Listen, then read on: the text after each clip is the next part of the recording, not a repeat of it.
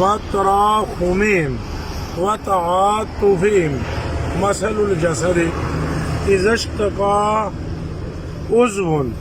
اشتكى منه عضو تداعى له سائر الجسد بالسهر والحمى رواه البخاری و مسلم۔ سبحان اللہ۔ بخاری کی روایت ہے کہ سائیاں پاکاں فرمایا جڑے مومن نے یعنی جنہاں دے دلاں وچ میری محبت ہے وہ آپس وچ بھی اس طرح محبت کر دین جس طرح ایک جسم ہو۔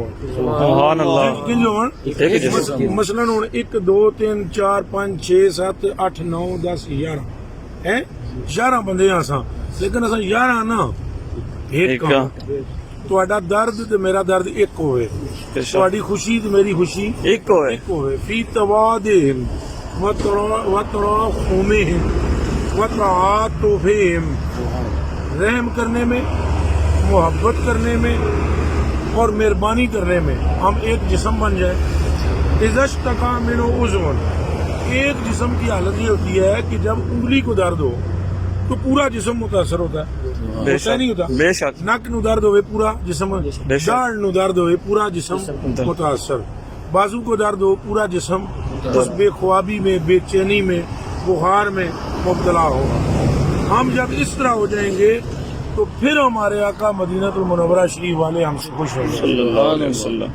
آپ وعدہ کریں ایسا کریں گے انشاءاللہ، اور حضور پاک سے محبت کامل ہو۔ اور یہ بات بھی ان کی وجہ سے ہے، ان کی وجہ سے اس پر رہیں، اس پر انشاءاللہ، پکے رہیں۔ برکت کا منبع سائیاں دا نام ہے، انشاءاللہ، سائیاں دا نام ہے۔ مفاتیح اور مقالید، مفاتیح بھی چابیوں کو کہتے ہیں، مقالید بھی چابیوں۔ کچھ غیب کے خزانوں کی چابیاں ہیں، کچھ زمین و آسمان کی چابیاں ہیں۔